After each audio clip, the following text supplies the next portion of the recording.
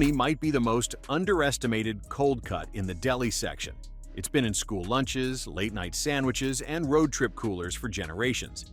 But what most people don't realize is that making that smooth, round slice takes an incredibly precise meat processing method. And it starts with something that looks nothing like the finished product. In this video, we're breaking down how raw meat gets transformed into a silky emulsion, why bologna has to be cooked inside its own casing at exactly the right temperature, and the strict quality checks every log has to pass before it ever hits the slicer. Bologna starts with meat, but not the premium cuts you'd find at a butcher counter. It's usually made from a blend of pork and beef trimmings, along with fat and seasonings, using portions that are less glamorous, but still perfectly usable. The exact formula varies by manufacturer, but every batch has to be weighed and blended with careful precision before anything else happens. The seasoning blend, white pepper, coriander, nutmeg, or mace, and sometimes a hint of garlic, is pre-mixed in exact proportions and added by weight.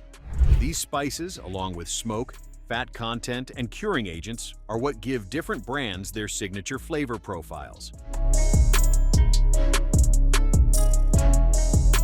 Step 1 of the actual production process is meat prep, and it starts with temperature.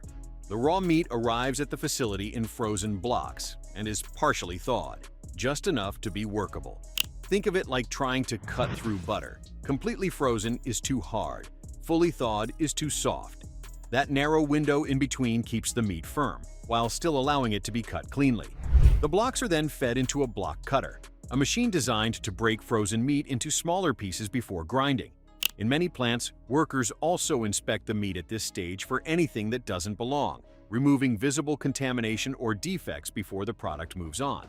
Next, each sorted batch is weighed again and checked against the original formula. If the fat content is too high, leaner trimmings are added. If it's too low, fat trimmings are blended in. The target fat level depends on the style and brand, but it has to be close enough to give bologna the right texture, mouthfeel, and sliceability after cooking. Too lean and it can turn a rubbery. Too fatty and it may not hold together cleanly when sliced. The sorted weighed meat chunks are now ready for the step that defines bologna more than anything else. This is where bologna starts to become bologna. The process happens in 2 stages, a coarse grind followed by fine emulsification. Together, they transform recognizable chunks of meat into a completely uniform paste. The meat chunks are fed into an industrial grinder, a machine that looks like a massive version of a kitchen meat grinder that in some cases can process up to 3,000 kilograms or 6,600 pounds per hour. Inside, a rotating screw pushes the meat toward a series of perforated plates that reduce the particle size. This step is critical because the finer the starting material, the more effective the next step will be. The coarsely ground meat is collected in large stainless steel bins and immediately moved to the emulsification stage. Speed matters here because the meat temperature has to stay cold, usually below 4 degrees Celsius, 39 Fahrenheit. Any warmer and the fat starts to separate, which can ruin the emulsion before the process even begins. The next step is the fine emulsification, one of the most important parts of the process. The coarsely ground meat goes into a bowl chopper, a machine with a large rotating bowl and fast spinning blades that keep cutting the meat into smaller and smaller pieces. The high-speed cutting breaks down the muscle fibers and releases proteins called myosin and actin. These proteins help hold the fat and water together, resulting in a completely smooth, uniform paste called a meat emulsion. It's pale pink, almost silky in texture, and holds its shape when scooped. At this point, it looks more like a very thick batter than meat. Ice water is added during this stage to help keep the mixture cold and to add moisture to the final product.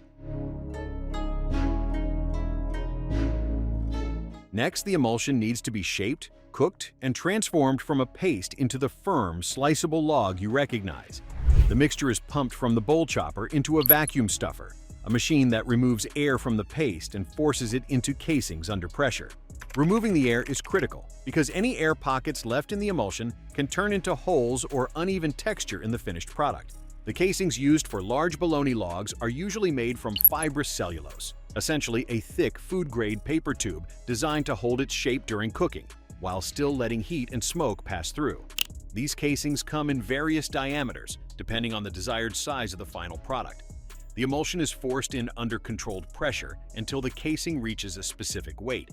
Each log is then clipped shut at both ends with metal clips and hung on stainless steel racks. The racks of stuffed logs are wheeled into large smokehouse chambers where the cooking process happens in 3 distinct phases. The first phase is drying. The chamber is kept warm with low humidity. This dries the surface of the casing, which helps the smoke adhere in the next phase and prevents the casing from splitting during cooking. Phase 2 is smoking. Hardwood smoke is introduced into the chamber, and that's where bologna starts to pick up its flavor and color. But the smoke doesn't just add flavor. Some compounds in wood smoke have mild antimicrobial properties that contribute to shelf life. The surface of the bologna turns from pale pink to that characteristic reddish-brown color during this phase. Phase 3 is cooking.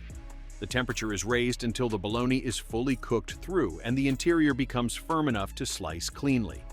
Think of it like a very slow, very controlled bake. The emulsion goes from a soft paste to a firm, cohesive structure as the proteins set and the fat redistributes evenly throughout the product. The entire process can take several hours, depending on the size of the log and the exact product being made. The moment the logs hit the target internal temperature, they move right into the chilling stage. Speed is everything here. The logs are showered with cold water to bring the temperature down quickly.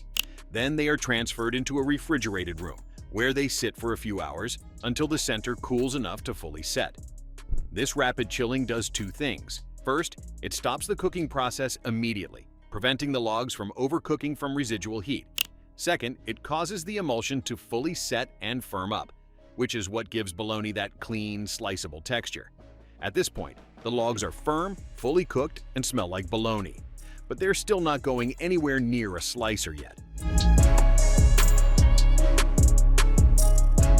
Every log goes through quality control before packaging, and this process is more thorough than most people expect. First, workers visually inspect each log for surface defects like casing tears, air pockets, uneven color, or misshapen areas that could cause uneven slicing. Next, each log is weighed on a calibrated scale. The acceptable variance is tight. Anything outside a small range is flagged. Then every log passes through a metal detector, calibrated to catch tiny metal fragments. Any log that triggers the detector is immediately removed. Finally, a sample from each batch is probed to confirm the internal cooking temperature stayed within the target range. The fibrous casings are typically removed before packaging. A machine scores them lengthwise and peels them away, revealing the smooth log underneath. The logs then move to the slicing line, where industrial slicers with rotating circular blades cut them into thin, even slices. The blade thickness is set to the desired slice thickness, and each slice is stacked or shingled into the required count for the package. The stacks are placed into trays, vacuum sealed, and labeled with the product name, weight, ingredients, nutrition facts, and use-by date. The sealed packages usually pass through one final metal detector before being boxed for distribution. From frozen meat blocks to sealed packages, the entire process can take roughly 24 hours. So next time you peel open a pack of bologna, remember that you're seeing the result of tight temperature control, protein chemistry, emulsification, and quality checks most people never think about. It's not glamorous, but it's far more sophisticated than it looks. If you enjoyed this deep dive into how one of the most well-known cold cuts is made, hit that like button and subscribe to the channel. We've got more factory tours, food science, and behind-the-scenes breakdowns coming your way. Until next time, thanks for watching.